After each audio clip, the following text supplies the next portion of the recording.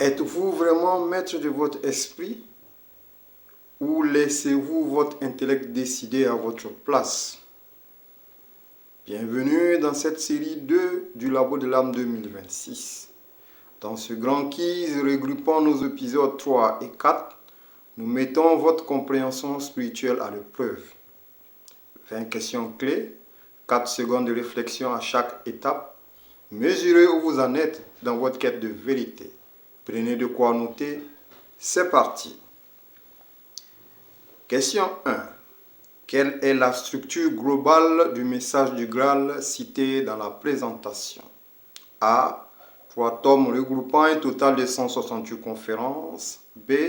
10 tomes regroupant 100 conférences. C. Un seul ouvrage de 500 pages sans chapitre. D. 5 volumes de poèmes spirituels.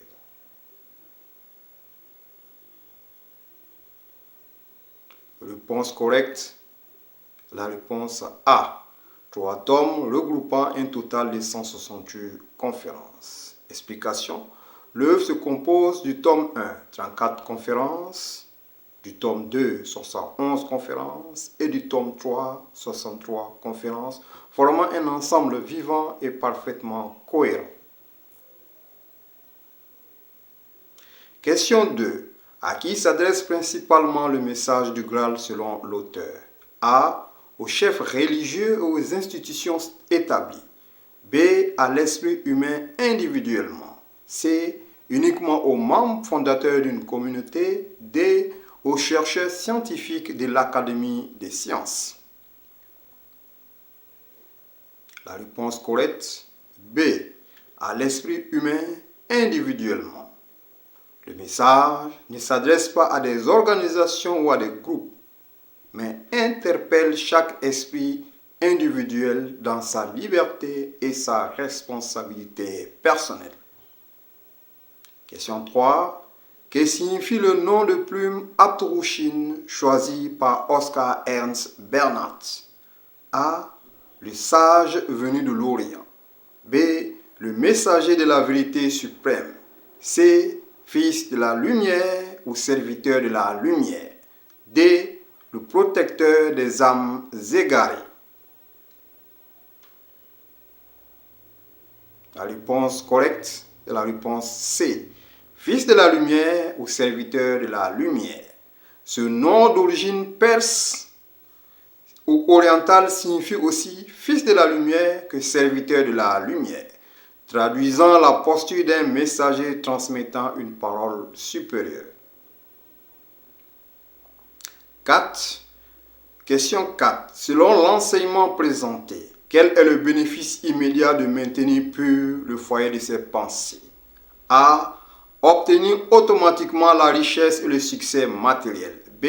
Développer des pouvoirs psychiques et de la télépathie. C. Acquérir une mémoire infaillible et une grande érudition. D. Faire régner la paix intérieure et accéder au véritable bonheur. La réponse correcte, la réponse D. Faire régner la paix intérieure et accéder au véritable bonheur.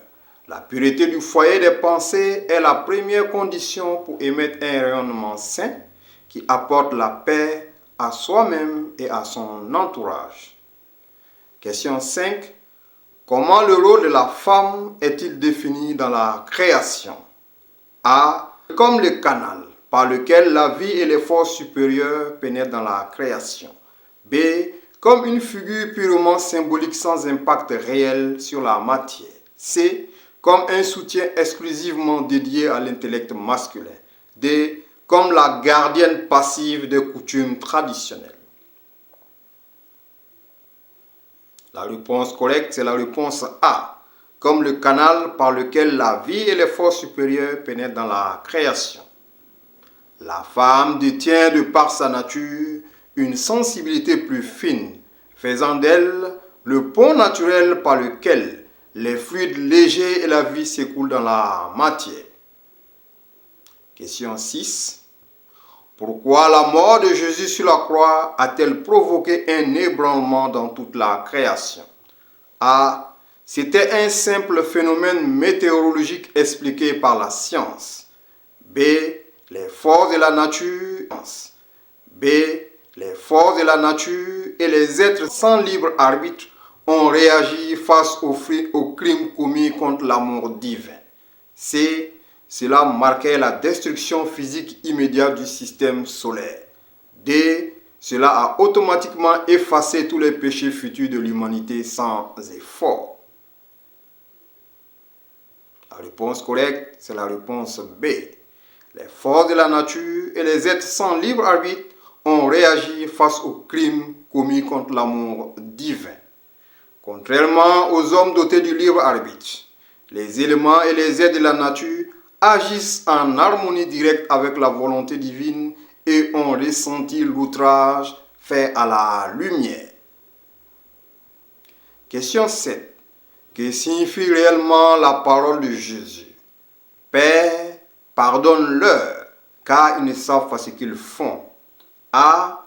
Une formule de politesse rituelle prononcée avant la fin. B. Une annulation magique de toutes les responsabilités humaines. C. Une intercession cosmique demandant d'accorder à l'humanité une dernière chance d'éveil avant le jugement. D. Une prière réservée uniquement aux bourreaux romains présents. La réponse correcte, c'est la réponse C. Une intercession cosmique demandant d'accorder à l'humanité une dernière chance d'éveil avant le jugement. Ces mots n'étaient pas une absolution automatique des fautes, mais l'octroi d'un répit permettant d'envoyer la vérité ultime avant le tri final. Question 8. Qu'incarne le Saint-Esprit par rapport à la création et à l'évolution de l'humanité? A. Un symbole poétique sans rôle actif. B. Une entité qui ne s'occupe que des prophètes de l'Antiquité. C. Une force destructrice destinée à anéantir la matière. D. L'alpha et l'oméga à l'origine de la création et celui qui enferme le cycle dans la justice. La réponse correcte, c'est la réponse D. L'alpha et l'oméga à l'origine de la création et celui qui enferme le cycle dans la justice. Le Saint-Esprit représente la force agissante de Dieu qui a initié la création et qui vient emboucler le cycle en faisant régner la justice parfaite. Question 9. Pourquoi le temps présent est-il qualifié de décisif sur le plan spirituel? A. Parce que chaque âme doit choisir sa direction face à la pression de la lumière dans cette période de tri. B. Parce que les lois physiques de la Terre cesseront de fonctionner très bientôt. C. Parce que le progrès technologique moderne va remplacer l'esprit humain. D. Parce que l'humanité entière a déjà atteint la perfection absolue.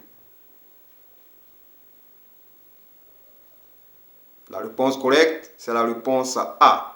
Parce que chaque âme doit choisir sa direction face à la pression de la lumière dans cette période de tri. Nous sommes dans un temps d'accélération où les ténèbres sont mises à jour et où l'esprit est contraint de se déterminer clairement pour ou contre la lumière.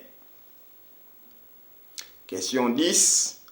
Comment l'accumulation des richesses matérielles est-elle considérée sur le plan spirituel? A. Elle est intrinsèquement mauvaise et condamne systématiquement l'âme. B. Elle est neutre en soi. C'est l'usage qu'on en fait et la posture de la conscience qui détermine sa valeur. C. Elle est la preuve absolue et unique de la bénédiction divine. D. Elle doit être recherchée comme le but suprême de l'incarnation. La réponse correcte, la réponse B. Elle est neutre en soi. C'est l'usage qu'on en fait et la posture de la conscience qui détermine sa valeur. La matière et l'argent ne sont pas mauvais en eux-mêmes. C'est l'attachement égoïste ou le mauvais usage qui constitue un obstacle spirituel. Question 11. En quoi consiste la véritable adoration de Dieu selon le message du Graal? A. Dans la récitation mécanique de longs dogmes et l'isolement du monde. B. Dans dans la participation obligatoire à des rites cérémoniels extérieurs. C. Dans une vie quotidienne dont les actes, pensées et paroles sont en constante harmonie avec la volonté divine. D. Dans l'attente passive que la grâce divine règle tous les problèmes. La réponse correcte, c'est la réponse C. Dans une vie quotidienne dont les actes, pensées et paroles sont en constante harmonie avec la volonté divine. Adorer Dieu ne consiste pas en de vaines cérémonies, mais s'incarne dans l'action vécue, la droiture et la bonté au fil du quotidien. Question 12. Pourquoi le message du Graal reprend-il le commandement « Aime ton prochain comme toi-même » A. Pour proposer une nouvelle interprétation grammaticale de la Bible. B. Pour remplacer toutes les lois de la nature par un seul verset. C. Pour corriger les erreurs des historiens de l'Antiquité. D. Parce que l'humanité ne l'a pas encore vraiment comprise ni vécue dans la réalité pratique. La réponse correcte, c'est la réponse D. Parce que l'humanité ne l'a pas encore vraiment comprise ni vécue dans la réalité pratique. Le message réitère cette parole essentielle, car elle a été déformée ou limitée à un concept intellectuel au lieu d'être appliquée activement dans la vie. Question 12. Quelle attitude est recommandée aux chercheurs pour aborder cette œuvre spirituelle? A. La lire avec humilité, l'examiner en conscience et l'appliquer dans sa vie pratique. B. L'accepter aveuglement sans jamais exercer son jugement personnel. C. La rejeter immédiatement dès qu'elle dérange ses habitudes confortables. D. La modifier pour l'adapter à ses désirs égoïstes et matériels. La réponse correcte, c'est la réponse A. La lire avec humilité, l'examiner en conscience et l'appliquer dans sa vie pratique. L'éveil de l'esprit demande un travail actif d'examen libre et personnel, suivi de la mise en pratique dans tous les actes de l'existence. Question 14.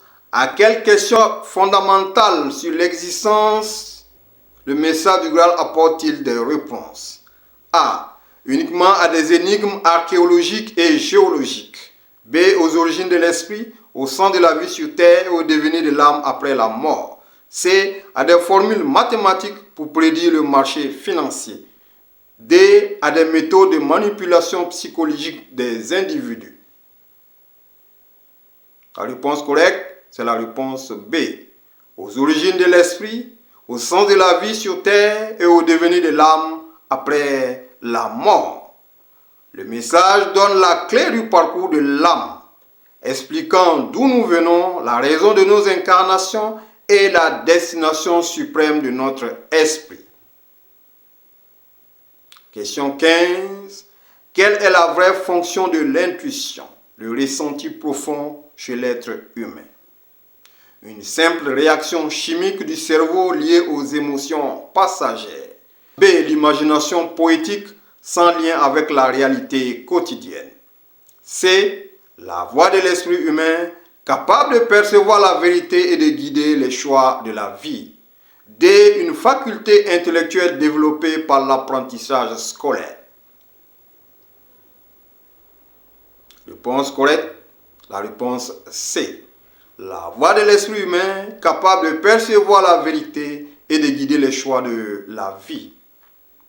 L'intuition ou le ressenti est le canal d'expression directe de l'esprit, infiniment supérieur à la logique de l'intellect qui est limité au monde matériel.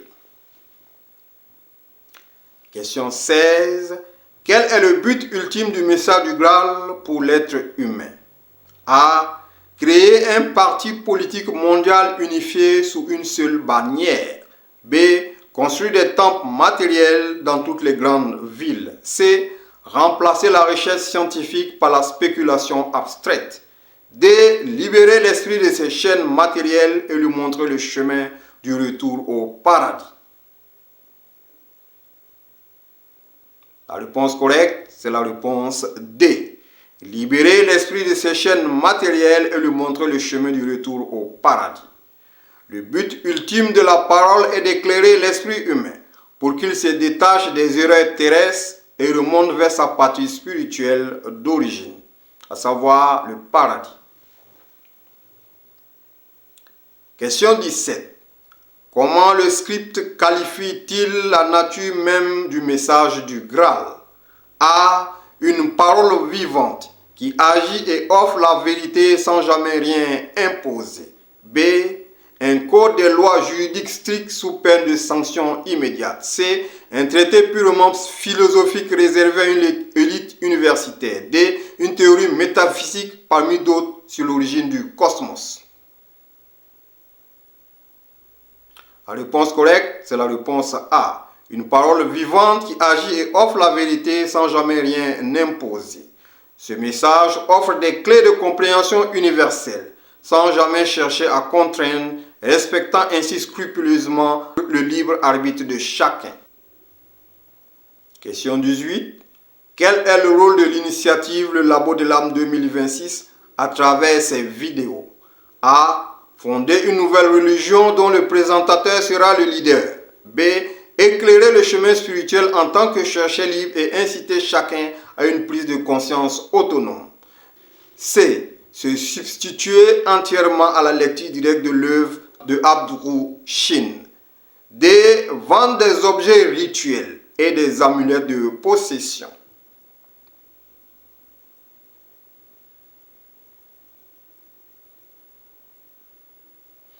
La réponse correcte, c'est la réponse B.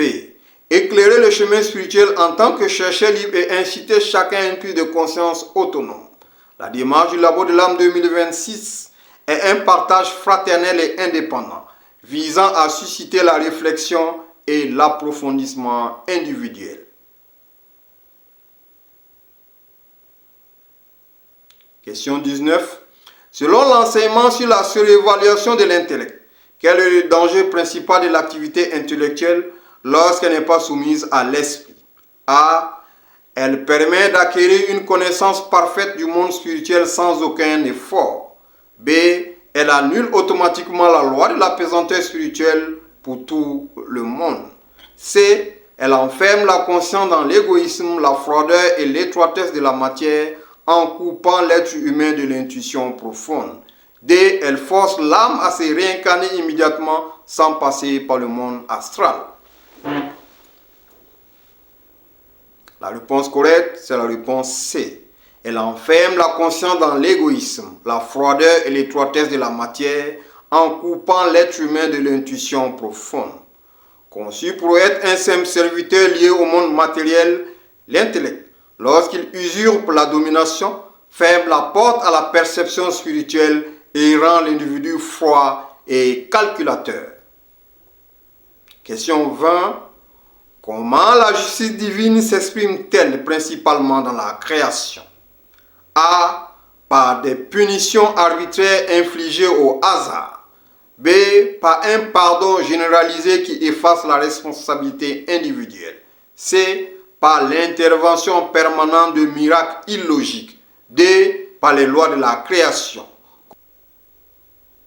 La réponse correcte, c'est la réponse D.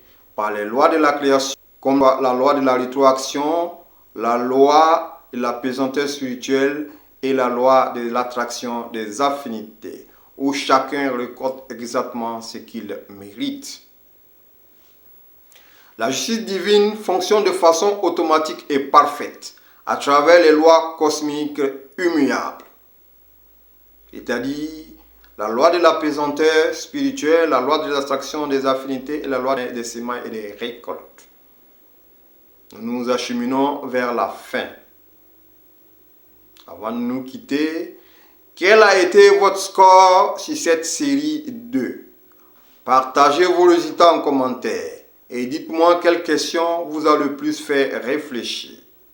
Si cette vidéo vous a aidé à y voir plus clair, abonnez-vous, activez la cloche de notification et partagez-la autour de vous pour éveiller d'autres esprits. N'oubliez pas, la recherche de la vérité est un chemin individuel, mais nous l'arpentons ensemble Prenez soin de votre esprit et à très bientôt sur le Labo de l'âme 2026.